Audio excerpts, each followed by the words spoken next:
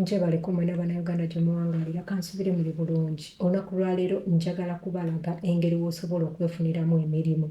Nga si agenti yagenda okuggyako obusente bwo. Njagala okole CV yo bulungi nga bwe mbadde mbalaga okole CV yo bulungi omale ogikola bulungi. Cover letter wagirabye, bintu wabirabye, ogenda girabira batya e Canada. Bannange mugezeeko ebintu bino. Nze nga mbaagaliza. Lwaki toyagaliza muno n'omusindikira link eno? Lwaki toyagaliza muno n'omugamba nti munnange waliwo ebintu ebirungi tubikole ki tubigendeko. Kati ngenda balaga kuno.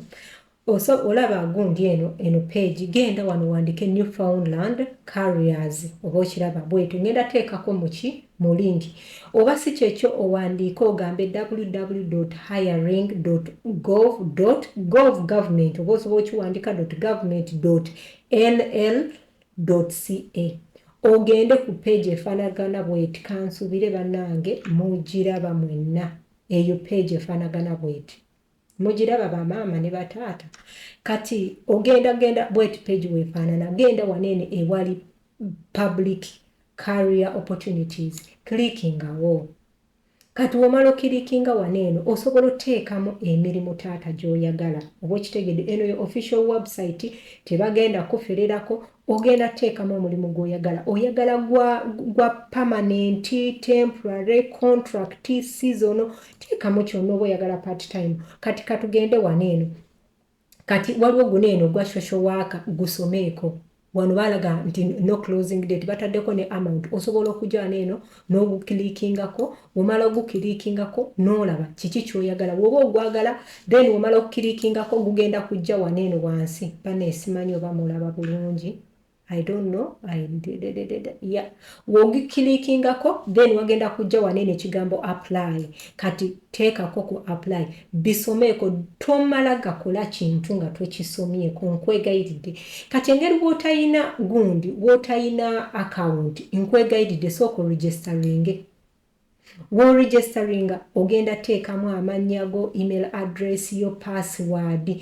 Kati ebiseera ebisinga abantu abasinga osobola oteekamu amannya go n'oteekamu ne email address. Naye ebiseera ebisinga ogenda confirminga email address ogiconfirming emirundi ebiri oba okitegeera. Oyinza okozesa email address ye eri ne bagigaana eri gy'okozesa yennyini kubanga existing osobola okukozesa password endala. Okitegeera osobola okukozesa password endala nti nabitengo 1234 oba kitegeera oba mubiru 1234 waneeno n'oteekawo password ne wano n'oteekawo password n'ogiddamu n'otagyerabira bannange kati bwe tugenda waneeno teekawo address yo oba obeera Makerere Kikoni teekawo we bakugamba city oteekewo city yo we bakugamba province abantu abali outside Canada or US teekawo zip code ebiseera ebisinga ffe zip code tulina 00 emirundi ena tetulina country ki oba okitegeera teekawo Uganda yo Uganda yo oba okitegeera teekawo ennamba ye y'essimu mbeegayiridde teekawo ennamba ye y'essimu woobanga ennamba ye y'essimu bwe bakukubira abaana bali mu gundi mbeegayiridde ennamba z'essimu mba nga temuzimanyi nga gumanyi weneeba ekubulizeeko totawaana kati wane ne bagenda kugamba resume teekawo resume yo wane bakugamba cover letter teekawo cover letter waneeno n'alikuwadde amagezi wanditaddewo certificates zo ez'academic n'alikuwadde academic kati waneeno n'oyogerako education bikikubanga bano bakubuuza you may highlight key skills and all relative certification or license for the further generation such as conducted by the staff at the Public Service Commission.